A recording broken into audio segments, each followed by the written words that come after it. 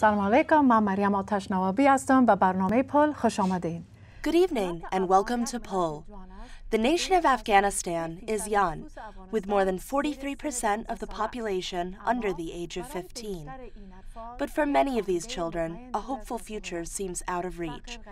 Poverty, abuse, and lack of an education are just some of the issues that Afghan children face each day. Tonight, I'll talk about ways of solving these problems with two women who are working to improve the lives of Afghan children. But first, I'll speak with an Afghan American who is helping out in both Afghanistan and the United States. Reza Ashfar is the founder and president of the Afghan Relief Fund, an organization that helps Afghan orphans. He is also involved in the Afghan Academy, an organization in the Washington, D.C. area that provides Dari and Pashto instruction for Afghan American children. تشکر رضا جان از اشتراکتان به پروگرام ما. تشکر جان از اینکه زمینه رو مساعد ساختن که بهم با شما و از طریق شما همراه مطالعه خدا ان شاءالله در افغانستان صحبت داشته باشیم. میخواستم پرسان کنم که از چند سال بعد این سال شما به ایالات متحده زندگی کردین؟ حدود 32 سال میشه تقریبا که برای تحصیل البته آمدم در امریکا و تحصیلات عالی در امریکا تمام کردم و بعد از اون کار تجارت مصرف شدم. در افغانستان در کدام مکتب درس میخواندین؟ مکتب بهترین مکتب افغانستان حبیبیه و بعد از او 2 سال فاکولتی انجینری شامل شدم و بعد از او ترانسفر کردم در امریکا. و در او مکتب شما انگلیسی یاد میگرفتین؟ بله انگلیسی بود منتها قضیه جدی نبود راستش. کلاس انگلیسی داشتیم، معلمین انگلیسی داشتیم. باز فاکولتی انجینری کمی مرتب‌تر آماده ساخت برای تعلیم انگلیسی. و شما یک مؤسسه به نام افغان ریلیف فند دایر کردین و در سال 2002 واسه شما اولین یتیمخانه به کابل ایجاد شده. چند نفر طفل در این یتیمخانه زندگی میکنن؟ سال 2002 که شما فرمودین عازم افغانستان شدم، البته با یک سروی بسیار مختصر بسیار واضح بود برای من، پر واضح بود که قشر بسیار مستحق و مظلومی که هست ایتام افغانستان است که شمارش به بیشتر از 1.5 میلیون بود. واضح که با تلفاتی که متوجه مردم ما شما شد و از اون طرف مطالعه کردم که دیدم که هیچ یک برنامه به خصوصی که بتونه که سرپرستی و تعلیم تربیت از اینا رو مد نظر بگیره از طرف دولت وجود نداشت. بنابراین با وجود پیشنهادهای در ای که ما در دولت کار بکنم اینا، ما تشخیص دادم که تعلیم و تربیت و سرپرستی ایتام یعنی در رأس کارهای ما قرار گرفت. به اون نسبت اولین پرورشگاه را در غرب کابل سال 2002 تأسیس کردیم که از حدود 80 طفل یتیم شروع کردیم که این طفلا اطفال یتیمی بودن که در کوچه ها و بازارها و سرک ها یا به گدایی مصروف بودن یا ای که کارهای بسیار شاقه میکردن. اینا شامل پرورشگاه کابل کردیم، نامش پرورشگاه کابل مانده و بعد از او برنامه‌های ما رشد یافت و بهتر شد و بزرگتر شد و تا جایی که حال حدود 200 طفل یتیم داریم در پرورشگاه جدیدی که اعمار کردیم. اطفالی که در پروگرام‌های مؤسسه شما هستن چه قسم تغییرات می‌بینن از روزی که میاین باز یک چند وقت بعد که در پروگرام اشتراک میکنن؟ یقینا که ایتام افغانستان سلی بزرگ از روزگار خوردن و روحی بسیار شکسته دارن. واضح است که در ابتدا و به مناسبت یعنی تاکید ما از ابتدا هم این بود که ما معلمین و مسئولین را استخدام میکنیم به پرورشگاه کابل که اینا با دلسوزی تا و حوصله‌مندی بتونه که در پالوی درس تعلیم روحیه از اینا رو رشد بده که روحیه خوب پیدا کنه و الحمدلله در این قسمت بسیار کار ما موفق بوده تا جایی که یعنی اطفال ما با جرأت، یعنی اگه شما حالا برن ببینین مطالعه کنین باشن صحبت بکنین اصلا احساس نمیکنه که اینا یتیم باشن. بزرگترین مشکلات های این اطفال در یتیمخانه شما چی است؟ خب اطفالی که شامل پرورشگاه است الحمدلله ما تونستیم که مشکلات از اینا کاملا رفع کنیم. فقط یک تعدادشون که مشکلات مالی اقتصادی که چون اینا یتیم هستن پدر ندارن تنها مادر دارن و واضح ما شما موقف زنها را در افغانستان می‌بینیم که موقف ندارن که بتونن کار بکنن و بتونن که روزگار خود بچلانن به اون نسبت یک تعداد از اینا را ما احساس کردیم که نیازمندی مادرشون بسیار زیاد است و به اون نسبت مادرها میخوای اینا را شامل کار بکنن، از پرورشگاه خارج بکنن، حتی از درس خارج بکنن تا اینکه بتونن که روزگار خود بچلانن. برای از اون ما یک پروگرام دیگه ایجاد کردیم که به نام حمایت از بیوه‌ها است که ماهوار بر از اینا یک مقدار پول میتیم که بتونه که کفایت زندگی از اینا رو بکنه که تا اونا بتونن که اطفال خود بگذارن که ما درس تعلیم بدیم. پروگرام‌ها که اینجا داشتین، افغان‌ها اینجا کمک کردن، اشتراک کردن یا نه؟ خب در ابتدا وقتی که افغانستان رفتم، اولین پرورشگاهی که ایجاد کردیم با کمک فقط به پول شخصی خودم بود و فقط من میخواستم خودم امو با حد توان شخصی که دارم کار انجام بدم. ولی وقتی که پس امریکا آمدم یک دوستا علاقمندی نشان دادن. باز من گفتم که واضحه است که یک کمکی که جمعی شه خداوندم بیشتر راضی می باشه، چرا نه؟ همین کار شروع کردیم و تا جایی است که الحمدلله میشه گفت که یعنی عمدتاً بازم از طرف خودم زیادتر سپورت میشه، ولی همکارا و دوستای دیگه هستن در امریکا و کانادا و مثلا استرالیا و جای دیگه که از طریق اسپانسرشیپ کمک ها میکنن. و شما گفتین که پس رفتین به افغانستان بعد از 2001. چند دفعه شما پس رفتین و چه قسم پروژه میخواین که سر از او پروژه کار کنین در سالهای آینده؟ حدود هر سال یک بار یا دو بار عازم وطن میشم و میرم بررسی میکنم. برنامه های ابتدایی ما البته که بسیار وسیع بود، یعنی پروژه‌ای که در نظر داشتیم بسیار وسیع بود. متاسفانه که حالت که هنوزم دوام داره متاسفانه از ناحیه حالتی که متوجه دولت هست و عدم همکاری دولت در همچون برنامه هایی که در واقع یک گوشه از مسئولیت های دولت ما انجام میدیم. ما اقدام به گرفتن زمین مثلا کردیم. یک قدر زمین که در کابل هر طرف افتاده مربوط دولت است، خواستیم چند قطعه زمین میگیریم برای حتی اطراف میخواستیم ما بریم برای ایجاد پرورشگاه و اینا، ولی متاسفانه با مشکلات بسیار مواجه شدیم که بعد از 3-4 سال اصلا یک زمین اتفاقا بر ما دادن، او رو دوباره در مقابل پول دوباره پس گرفتن. دیگه از این ناحیه بسیار مایوس شدیم. بالاخره مجبور شدیم که خودم که از پول شخصی زمین به بسیار پول هنگفت میفهمیم که زمین در کابل مقصد بسیار قیمتش بلند است بخریم برای پرورشگاه کابل، همچنان برنامه شلتر که باز ان شاء الله صحبت میکنیم از پول شخصی بخریم به پول بسیار هنگفت، در حالی که با او پول میتونستیم چندین پرورشگاه دیگه در کابل و جای دیگه ایجاد بکنیم. خیلی شما فکر میکنین که دولت افغانستان باید در این بخش زیادتر کار کنن؟ یقینا شما ببینید که یعنی تعلیم، عقیده من این است که تعلیم و تربیت اطفال بزرگترین ضامن بقای یک جامعه است و این اطفالی که مثلا اطفال یتیمی که ما داریم اینا اگر ولشه به این ترتیب که هست متاسفانه اینا نه تنهایی که در آینده افغانستان کمک نخواهد کرد بلکه بار دوش و مشکلات از ناحیه از اینا متوجه دولت میشه. بنابراین یک امر بسیار ضروری است که دولت باید به توجه کنه، ولی متاسفانه همونطور که ما شما میفهمیم دولت دیگه خب دولتی که داریم متاسفانه واقعیت‌های بسیار تلخ است که به بسیار چیزا توجه نمیکنه، مخصوصا این که برای آینده افغانستان بسیار مهم و ضروری است. یگار مادر بابا شاید بگن خوی اطفال اینجا به امریکا زندگی میکنن، شاید از دری و پشتو استفاده نکنن. شما شاید چی بگوین به اون نفرا که فکر میکنن که وقتشان شاید به این درست نباشه که برن؟ نه به هیچ صورت جای وقت نیست. همونطور که خدمت شما عرض کردم یعنی لسان یک چیزی است که فرهنگ شامل لسان است و او منتقل میشه در انسان. فرهنگ افغانی که ما شما داریم که بیشتر فرهنگ اسلامی است، این از طریق امی لسان میتونه که بیشتر منتقل شود نسبت به لسان انگلیسی. و که در این کارهای شما در افغانستان کدام قصه در فکر شما میآید از موفقیت یک یتیم که شما دیدین اونجا؟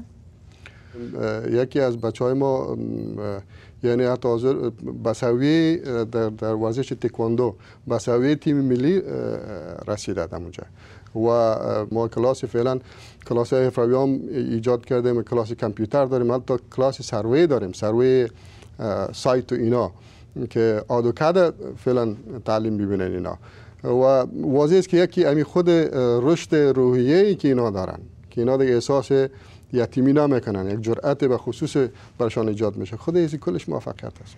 و پیام شما به اطفال افغانستان که برنامه را امشب میبینن چی است؟ درس و تعلیم از نتن در کلاس های درسی خود برن، درس خوب بخوانن که انشاءالله که آینده خوب منتظرشان خواهد بود. رضا جان تشکر بسیار زیاد از وقت شما امروز. یک جان تشکر از شما که زمینه رو مساعد ساختید. When we return, I'll speak with two women about the challenges facing children in Afghanistan today.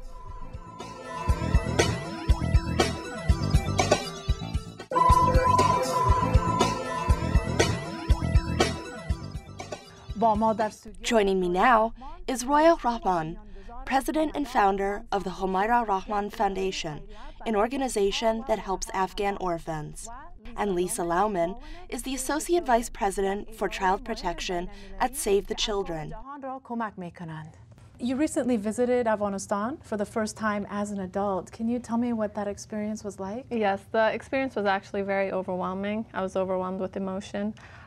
It was a really great experience, actually. You know, you've heard stories from the news, from your parents, from grandparents, and actually being there and being able to see the nation, it was really an overwhelming experience. Was that the first time you had gone back since you left as a child? That's correct, yes. It was my first time back. And what kind of projects were you supervising for the foundation? Actually, there was a project at the Orphans and Widows Association in Kabul where we've established a library in honor of my sister. So being able to see the library actually established and the children utilizing the library, it was really an amazing experience. What was the reaction of the children when you first opened this library? They were really thrilled, of course. They were, actually I asked one of the little girls, you know, what one of her dreams were, and she stated that, you know, getting an education, studying, and so I can give back to my country. Save the Afghan Children has programs for child development in Afghan communities. Can you tell us some of the key concepts of these programs? Sure. Save the Children's programs in communities for early child development.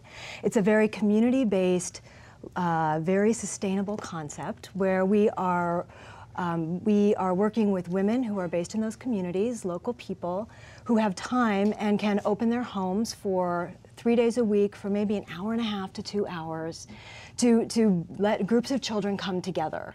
They're trained in a series of steps to do activities in a kind of a structured way. So there's free play and some structured play and storytelling and rhymes and some other kinds of activities. And then parents can come. They have parenting education sessions to help parents know how to do things like understand the concept of child development, but then also think about how children are actually learning at home, how they can make toys for their kids. What would you say to parents about the importance of balancing that need for play, which is an important part of a child's development? I think balance is really the important word there. You know, part of the work of children is play. Play is a developmental activity. It's how children learn. And yes, children need the discipline that is so important to the culture and the development of spirituality and their cognitive and physical development. They need to learn how to function appropriately in their society.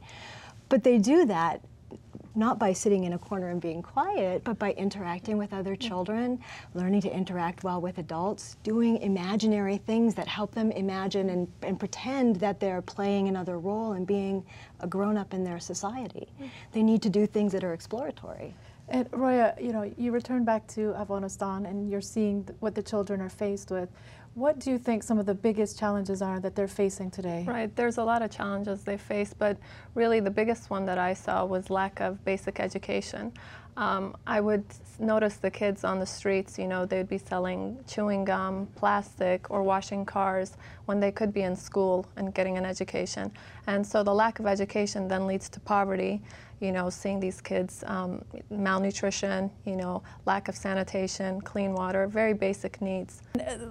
Lisa, you know, many parents, and you know, there's reports about this concept of role models. Can you say, you know, what is something important about having a positive role model in a child's life? Why is that important? It is hugely important. We need role models because those are the people that give us advice and teach us and whose behavior and ways of solving problems we follow. We did some research in 2001 and 2002 with children in Kabul to try to understand about how children and their families and parents thought about children's well-being. They all identified role models as really important. And guess what? The most important role models are your parents and your siblings, your friends and your neighbors, your mullahs and your teachers. And Roya, you know, some Afghan parents say, okay, well, there's a school, but the quality of the teaching is not good. They can only go for a few hours. Do you still think it's important for them to send their children to those schools? Oh, definitely. Even though if it's a couple hours, few hours, you know, just going out, being a part of society, even interacting with other children and teachers, it's very important for them. And is the Homaira Rahman Foundation planning on supporting more schools in Afghanistan? Yes, we're actually planning on building or constructing a school either in Kunduz or in Kabul dedicated to orphans. So that's one of our future projects. And Save the Children, how many schools do you support in Afghanistan? I don't even know the number anymore. I mean, years ago we had built 50, I think, and we certainly support many more schools because we're working with the government to improve the quality of the curriculum and training for teachers. And I couldn't agree with you more. Some school is better than no school. Right. You Even should though definitely it's a couple hours, yes. More on the rights of Afghan children with Lisa Laumann and Roya Rahman.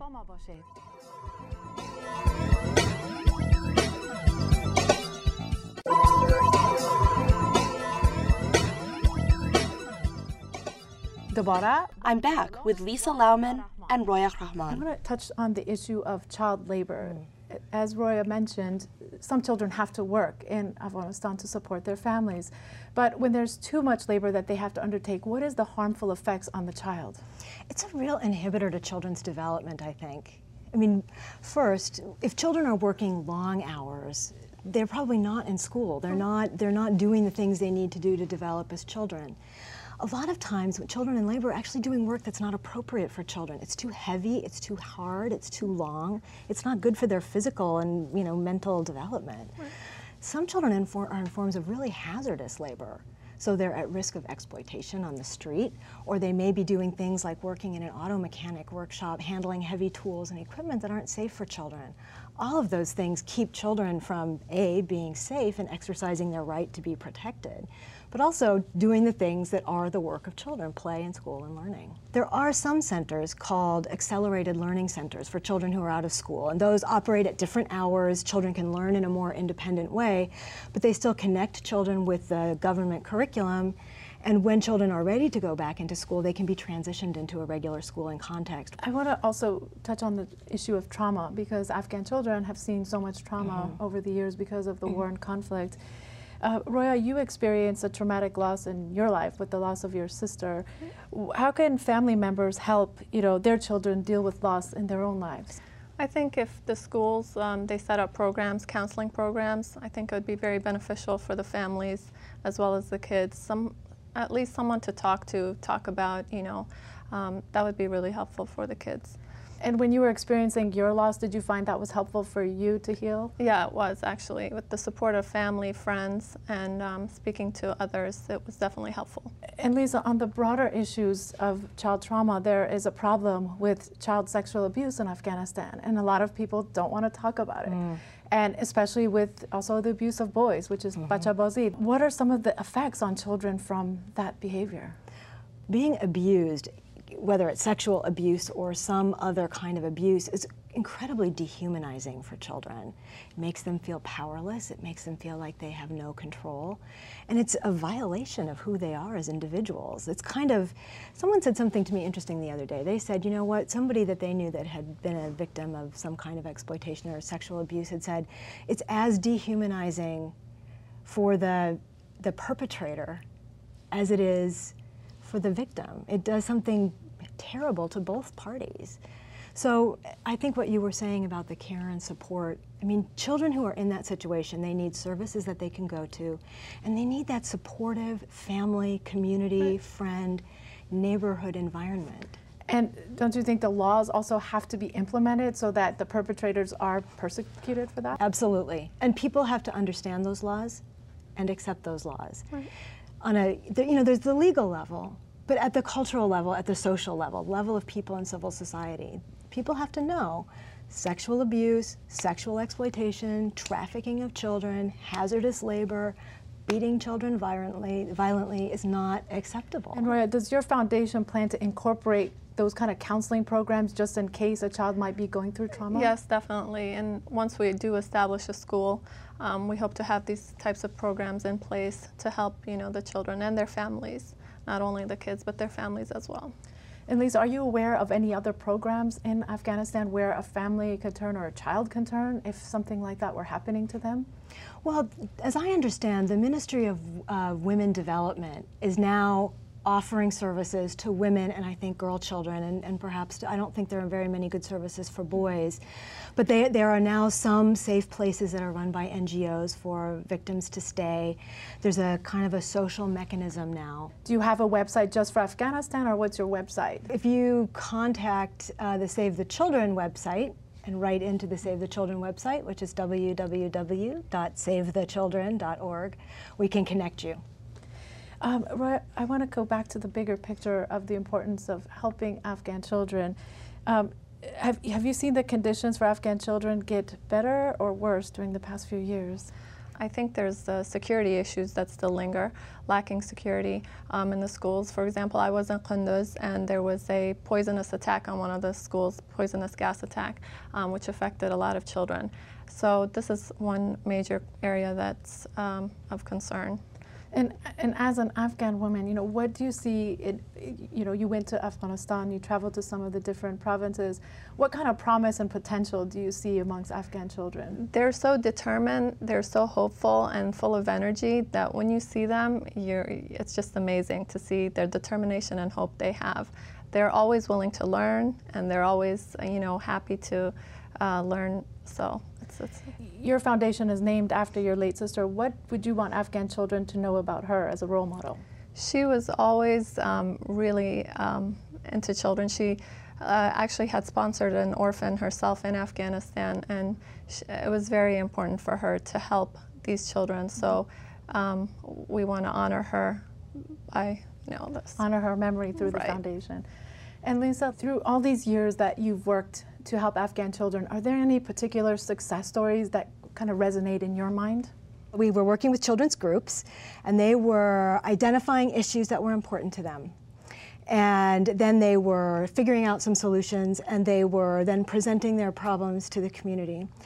And in the early 2000s in Kabul, many children were having trouble getting to school. They were supposed to have free rides on the buses, but the buses were not picking them up. So they had to walk through on the dirty, trafficy, busy, horrible streets, and the policemen were beating them, and they were all dirty, and they would come to school late, and they were being beaten by the principals and the teachers because they were late for school. Bad discipline. And so the children said, okay, let's do something about this. So I had a hilarious morning of watching a bunch of children act out in front of a bunch of police officers how they felt when police officers treated them badly on the way to school in the morning.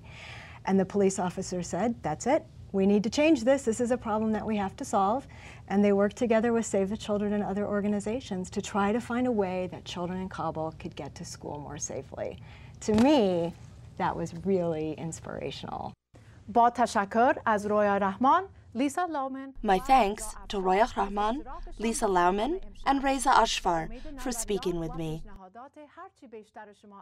We'd love to hear what you think about this or any other poll program.